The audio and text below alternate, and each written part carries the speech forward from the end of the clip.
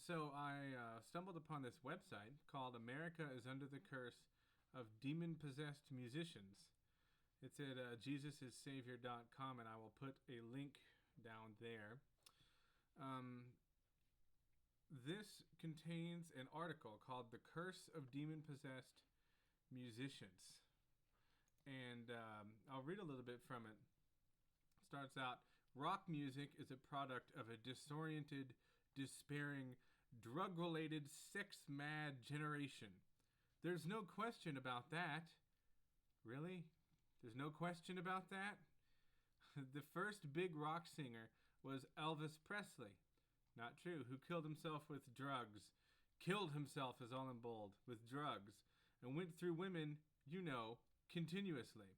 And he gave rise to the whole rock generation. He was the first. And his whole act was sexual, sensual, It was terrible. First, I love the inclusion of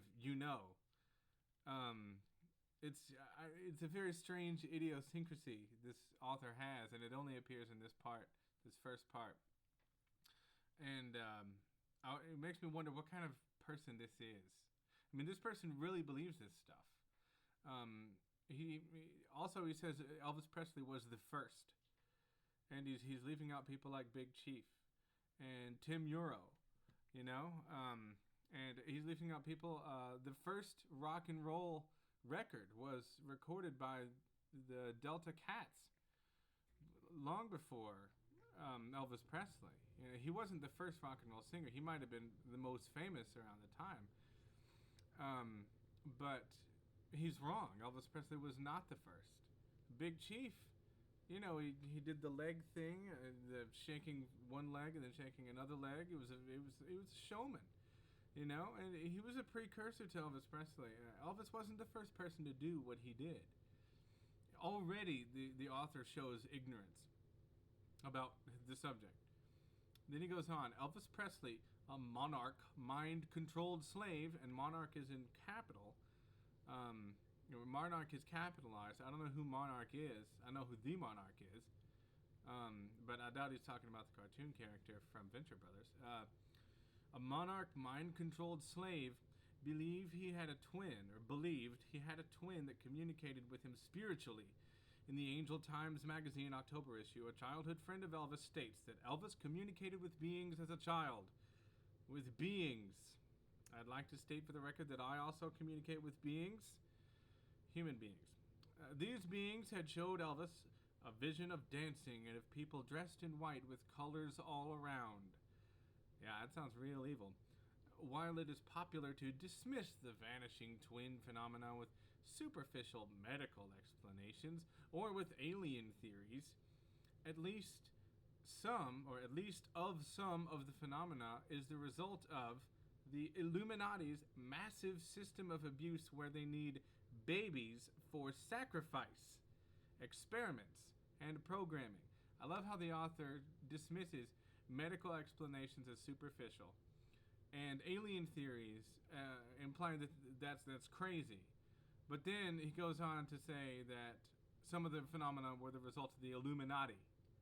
That's not insane. Okay.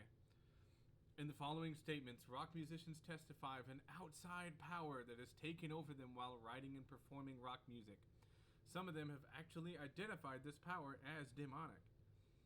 And they quote in Smash Hits magazine, Bon Jovi, clearly evil, says, "I'd kill my mother for rock and roll. I would sell my soul," all in caps. That seems like a hyperbolic statement to me. Maybe something that's not meant to be taken seriously. Maybe something that has been taken out of context. And besides, it's Bon Jovi. Really? Satan, the Illuminati, these people are trying to communicate with us through Bon Jovi.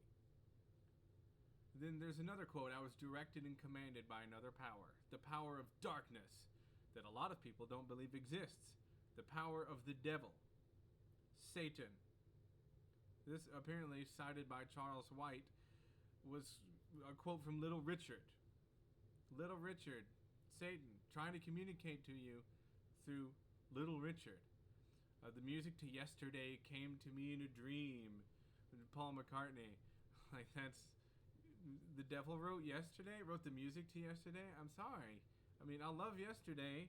I love the Beatles, but if that's what the devil is doing, he's a pansy. Then they quote Bruce Springsteen, or as they spell it, Bruce Springsteen. In the end, you have to look at a song and not know exactly where it came from. Now, I know what that is like. As a songwriter myself, I know what it's like to feel like the song that you're writing, like you strum out a few chords, and then you mess around with some vocal melody, and you put some lyrics down, and then suddenly the song spills out of you, and it feels almost as if the song was already there, but you're just transcribing it. Now, that's clearly not what's actually happening. And I'm not going to try and explain the neuroscience of that, because I would do an awful job and sound like a complete idiot. But I can say this happens to me, and I don't believe that it's demons or the Illuminati controlling me. I don't think that Bruce Springsteen believes that Satan is communicating to him through Born to Run. I'm sorry, Satan wrote 10th Avenue Freeze Out? I refuse to believe that. Then they quote, while I'm singing and in touch with the energy I'm generating, I sometimes literally have no awareness of where I am. The ego disappears, and me and my surroundings with it. That's the reason I'm in music, to achieve that feeling. I actually like that quote. It's from Daryl Oates of Hall & Oates. Satan, Hall & Oates. All right. I'm sorry. That's ridiculous. I understand what he's trying to say. He's talking about what it feels like to be a musician, how good it feels to be on stage, to be performing, to be prepared, and to have practiced, and to know the songs that you're playing, and to be able to focus on the things that are going on around you instead of really on the music too much, because you've practiced. You don't need to concentrate as much on it. And there's lots of people that they quote saying things like that. Joe Cocker, who contorts grotesquely during his performances, claims that something seizes him when he sings rock and roll. You are so beautiful? That sounds satanic to you? It makes me wonder, has this guy ever heard Joe Cocker? I mean, do you think that's devil music? Really? He quotes Mark Storis from Crocus. Stevie Nicks, of course. Angus Young, of course. And it actually says, Angus Young, lead guitarist for AC/DC, is called the guitar demon. By whom? I mean, maybe by some people, but is that proof of anything? Is that evidence that Angus Young is controlled by a demon? I mean, one of my favorite quotes is in 1974, Joni Mitchell told the press of a male spirit who helps her write music. Joni Mitchell credits her creative powers to a male muse she identifies as art. He has taken so much control of not only her music but her life that she feels married to him and often roams naked with him on her 40-acre estate. His hold over her is so strong that she will excuse herself from parties and forsake lovers whenever he calls. Well, maybe he was trying to help her. I mean, isn't rock and roll the product of a sex-mad, drug-related generation? Maybe this muse was trying to keep her away from parties and lovers. Or maybe Joni Mitchell was not being controlled by demons. It kills me that these people, they cite, Joni Mitchell and Daryl Oates as being, implying that these people are under the influence of evil, demon-possessed, but they don't talk to real Satanists who are writing real music about Satan. Actual musicians are really writing music about Satan. There's no hidden messages in it whatsoever. And somehow people like Shagrath and bands like Emperor and fucking Deicide, they don't get mentioned, but Joni Mitchell does. They are somehow the menace to society. This easy listening shit.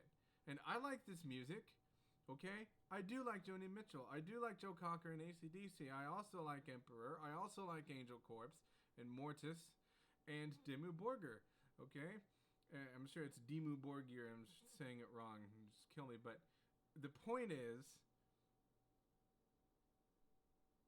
if anybody is threatening us, if anybody is conjuring Satan with their music, it's these actual Satanists who are literally writing, essentially, hymns to Satan. Why focus on Elvis Presley? It's ridiculous. And at the very end, the sexuality of music is usually referred to in terms of rhythm. It is the beat that commands a directly physical response. Music with the heavy, hard beat got the name rock and roll when a disc jockey coined the term from sex in the back seat of a car. That sounds apocryphal to me. You might want to look that up. The rock beat is Satan's sound of lawlessness. The rock beat is musical perversion. I wonder what they consider to be, like, normal, standard music. The music that rock and roll is perverting. What is acceptable music? Because music is connected to other music. I mean, Elvis Presley was inspired by blues and gospel. He was if I remember correctly, he was a very religious person. He sang and recorded gospel songs. And I mean, was that Satan too? Why would Satan do that? That's ridiculous. Like, hi, I'm Satan, and I want you to go sing gospel songs. I'm sorry? I don't. But yes, he was inspired by blues singers and gospel, and they in turn were inspired by other people, and they in turn were inspired by other people. So what kind of music do they consider correct? And do they consider it isolated from everybody else? Because what if there are rock and roll people, rock and roll musicians who are inspired by the music that they consider real music and godly music, like Elvis Presley? What do they make of that? They probably don't make anything of it, because whoever wrote this is insane. Every knowledgeable musician knows that the term rock really means a shameful act of lust. I don't think that's true. But that is not the only problem.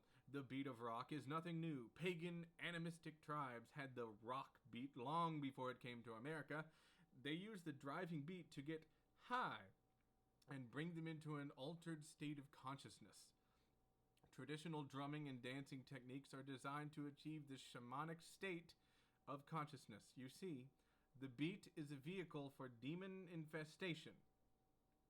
Okay, so how did using drums and dancing to achieve an altered state of consciousness somehow become conflated in this article with demon infestation? I don't understand. But clearly I'm not going to understand, because the person who wrote this is out of his fucking mind. His or her mind. Whoever wrote this is obviously incredibly paranoid. They talk about the Illuminati using babies for sacrifice, and somehow that's not crazy to them. But saying that Elvis Presley and Joni Mitchell are possessed by demons, that's fine. That's okay. Anyway, I'm getting off track here. I'm so flustered by the ridiculousness of this article that I'm getting off track. My point is, they make all these ridiculous claims, and then somehow they expect us to accept what they're saying as if, just on faith. Just blindly. I'm supposed to believe that Joni Mitchell was possessed by a demon, and that Elvis Presley was under the influence of the Illuminati who wanted babies for sacrifice. And why is that not crazy again? I had something to say about that, that's all.